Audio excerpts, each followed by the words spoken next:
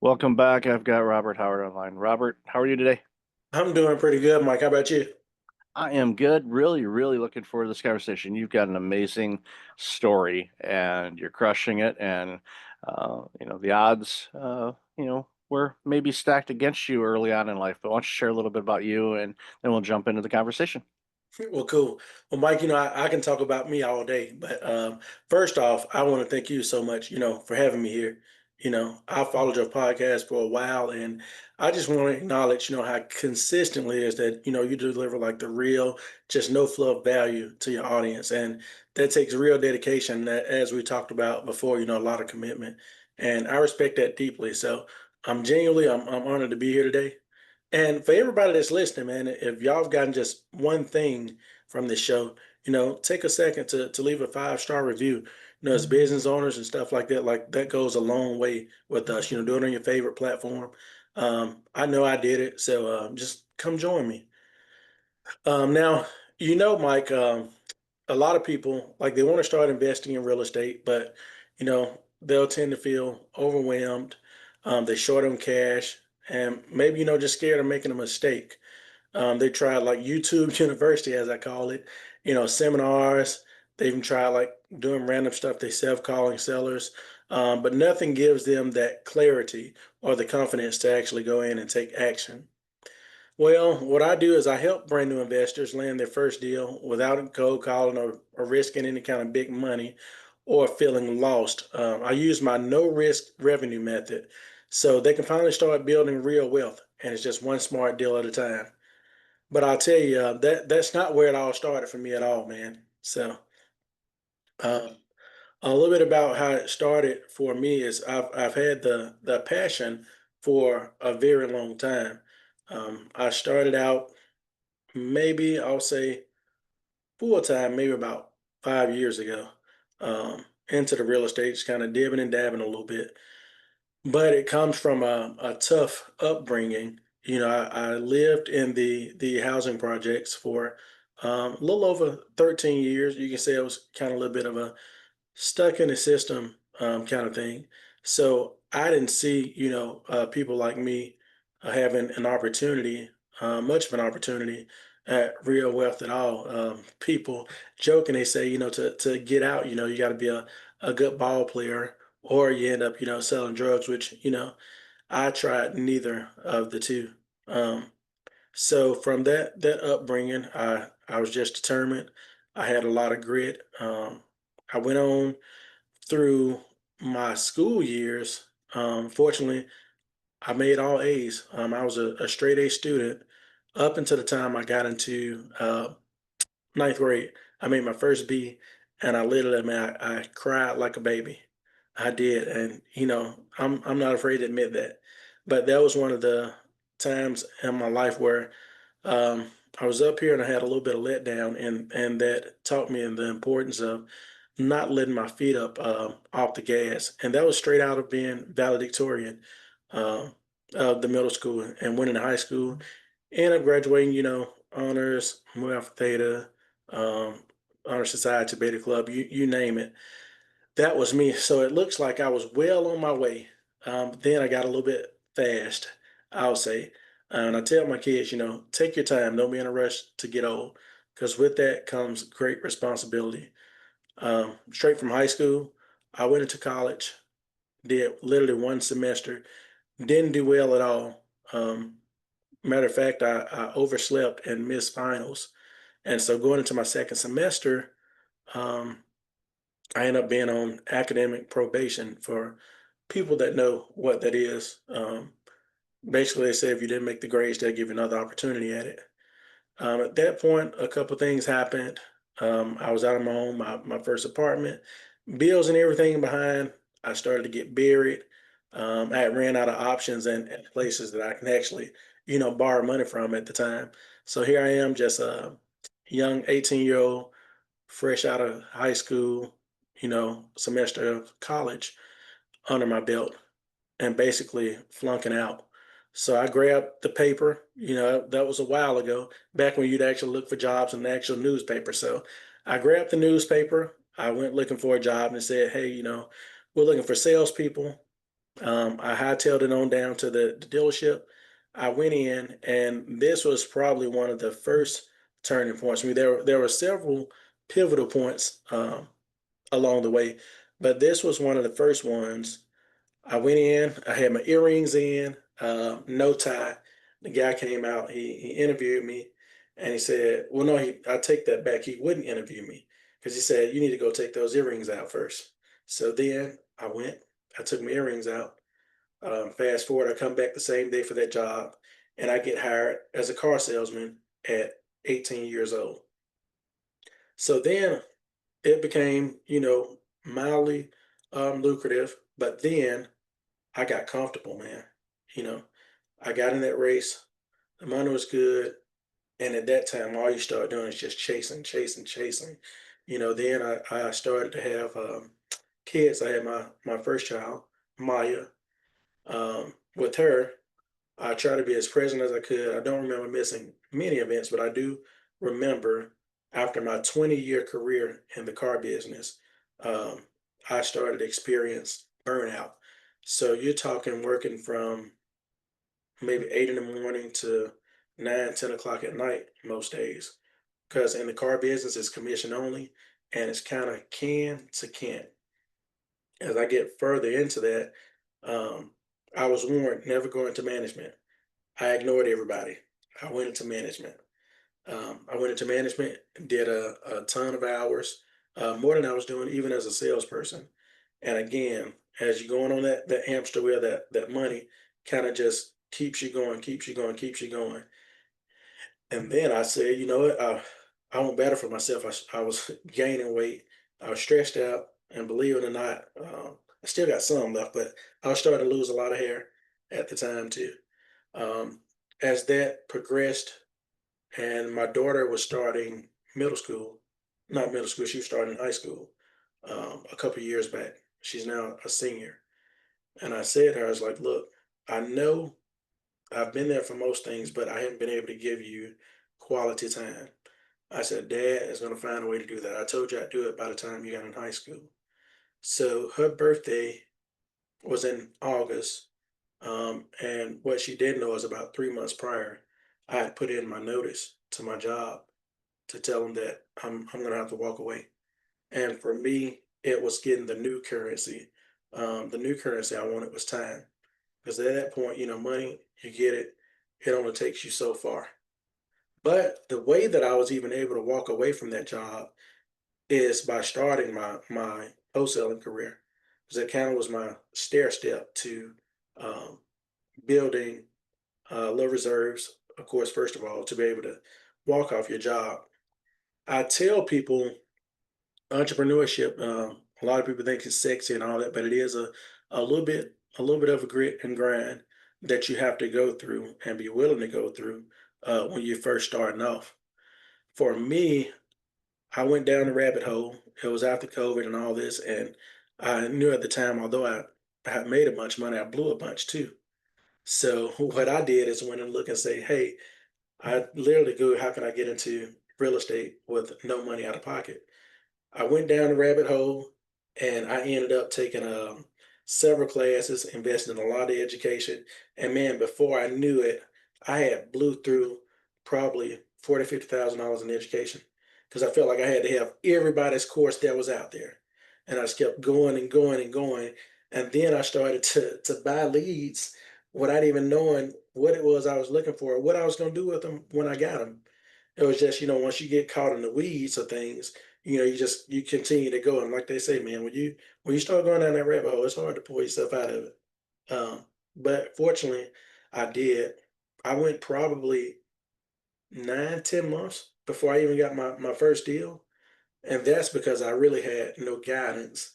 And I didn't get my first deal until um, I met a young lady that kind of just coached me a little bit, even after I spent all this money for the big guys. All the problems you see, all the guys, the big names, I've had the courses. So I peeled layers back and got back to what was simple and let her kind of just guide me. So from there, I started working before work. I was still a general sales manager at the time. So I'm still working 12, 14, 15-hour days. But before work, like probably we'll call it 5 to 7, I was trying to get leads, cold calling all. I did it on my lunch break and when I got home at night. So every little opportunity I had, I was investing in myself to get to that next level. And it wasn't until I found that I could replace that income before I was comfortable walking away. And like I said, even at that time, even if I was making a fraction of what I was making, it would have been worth it for me. Because again, time is the new currency. And so I traded all of that, and it's ended up being pretty successful for me. That's awesome, and thank you for sharing that journey with us. And yeah, yeah, it's funny how we take a long time to figure out, pardon the pun there, that time is the commodity that we want. We chase the dollars, we chase the things, we want the latest this and that, and all of that. But as we get older, we start recognizing, oh, time. Yeah, let's look at that, and we go, wait a minute. I would like to spend more time with my kids, or I'd like to spend more time with family, friends, or doing a hobby that I really enjoy. And yeah, working in auto sales, that is the grind. And whenever I'd hear people say, "I wish they were open on the weekend," it's like they're open pretty much all day during the Mhm. week. Yes. And so you want them to work weekends too. And of course, many dealerships have added those hours, but it's like people need to eat and sleep, and it's a tough grind. And of course, I know during the pandemic that was uh, really tough on auto sales. It doesn't matter if it was used, because the used car market was booming, so people are trying to get cars. And then I remember the dealerships around me, for months, that were literally empty. Yeah, yeah, which is sucks. It had that look like on a Sunday where they were going to repave the parking lot. That's what it looked like every day of the week, but there were just no cars there because I said the that plenty of days, like just tumbleweeds were gonna pass through. So pretty much. And it was, I saw that, and of course, my dad worked for Generous Motors. That's our nickname in our house. So actually, my dad, my grandfather, and my great grandfather all worked for them, ironically. So a long history with GM. But he knew the industry. Dad, loved cars, bought cars a lot. Did all that thing. So I remember many times growing up being in the dealership and sitting around, but understanding what that role is like, with it being commission based. uh my heart, especially during the pandemic, really went out to those folks, because like they can't they can't sell anything, there's nothing to sell. And it's like, what, how, okay, we can do an order for you, but yep, no one knew when that stuff was going to show up. And it was such a, oh man, it was such a crazy time. So you were, obviously very wise, and have been, for a good chunk of your life, because you were able to figure out how to overcome those early years and the challenges, and figure out, how do I, get out of this system and do something for me. And you did. And it's, yeah, when you mentioned a moment ago about when you got your first B, how devastating that was. And I know a lot of students that were just constantly straight A students. I was an A and B student, so if I got a B, I was like, okay. The occasional C would show up, and I'm like, that teacher's delusional. It's I was just like, what the heck? But it's, you strive for personal excellence, and that is a trait that is in your DNA, and that's never going to leave you. And that's one, it's a great role model for your kids, and for society to look at that. So you realize that you're like, what, I want to see my family a little bit more. I want to live a life outside of the situation. So you like you said, I love the phrase YouTube University. I use that one too a lot. But you found the right mentor after going through that, and we've all done that. One of the things about Entrepreneur 101 is we spend way too much money on all kinds of courses, PDFs, you name it. We're chasing everything, and as much as I would say I wish we didn't do that, I think for a lot of us, we kind of need to in a way, just so we can really hone in on what we really want to do. But you were fortunate to find this mentor to say, okay, let's start off, let's get back to the basics. Here's the first ingredient, here's this, and slowly build up a way that then created that lifestyle for you, for you could say, you know what, never going to sell a car again. Yeah, and I Thanks. literally Good. I told people that too. I told them, I was like, "Man, I'm not selling another car," and you can imagine with the career I have, like, I've had, ton of calls, and I had to field calls like, "Look, man, like, I'm out of it." Like, it got so bad to the point where, like, family members and stuff and calling next me, like, advice on the car. I'm like, "Man, I don't know." Like, I'm literally when I say I got out of that world, like, I literally got out of that world, and I owed it to myself first, and then I of course owed it to my family because of Mhm. course I've cheated them this long. So it's at some point like, hey man, let's right the ship. And I'll tell you, with that mentor too, after spending, like I told you, 40, 50 grand on education and not having a deal for almost a year, that first deal I did get, I will say, it made me about $25,000. And I was like, okay, well, I can do this. Now this become worth it. And this what I want to do, more of and control my own time. So like now, um, earlier today I don't know if you've heard of it, but I was in kinder music with my 9-month-old daughter. I know I told you about my 16-year-old, but I've started over. Call me crazy. So this little bit of hair, I don't know how much longer it's gonna last. But we'll see. Um, but we went to kinder music today, but it's stuff like that where I just carve it out on the schedule. And I'm at the point where time wise, I don't have to tell my kids no. Of course, I teach them discipline about other things, but it's like, hey, like, can we this? Can we go here? Like, can we do this? And for the majority of the time, if it lines up, it's a yes, because now I've given someone else, 20 years of my life, and now it's time, like I say, to pay it to my family. So when they ask me to do something, we can just carve it out. I don't have to guess about it. I don't have to ask the boss.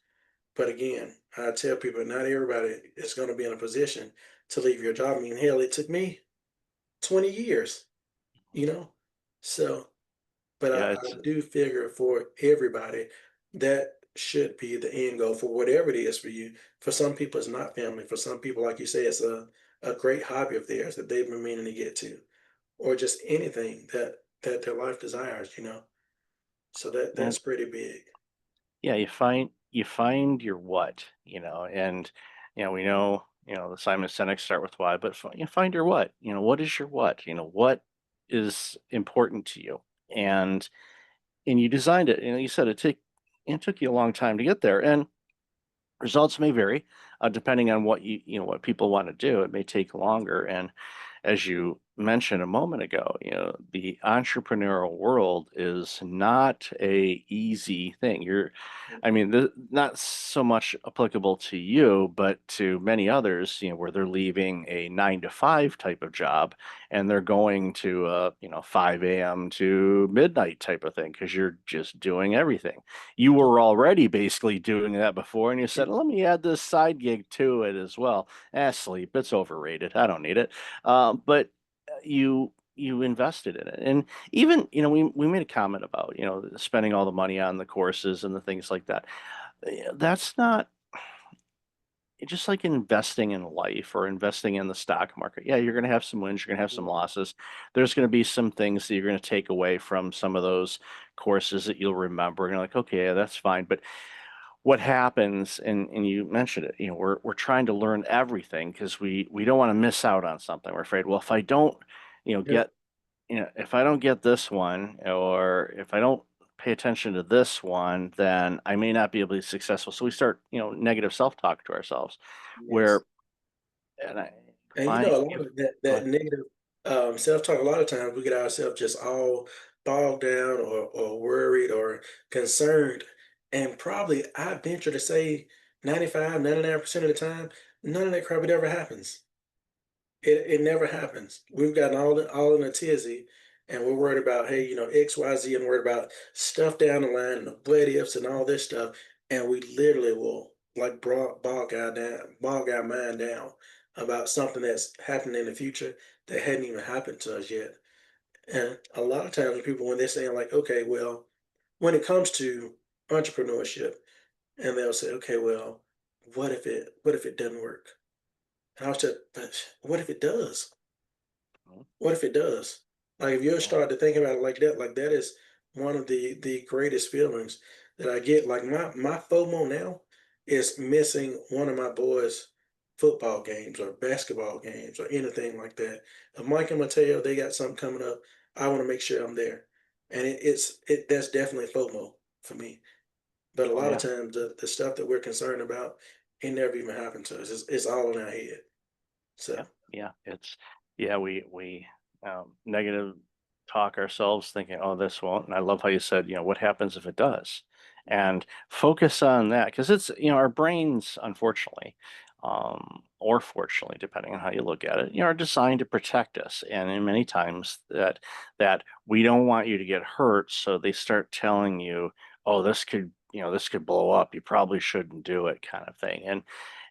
And the risk takers are the ones that have created everything that we have, all the technology, everything that we use today, everything, literally, from glass that I drink my tea out of, or computers, or the lighting, or anything like that. All were created by people that took risks. And, yeah, you could have easily, finished out your career in the auto industry.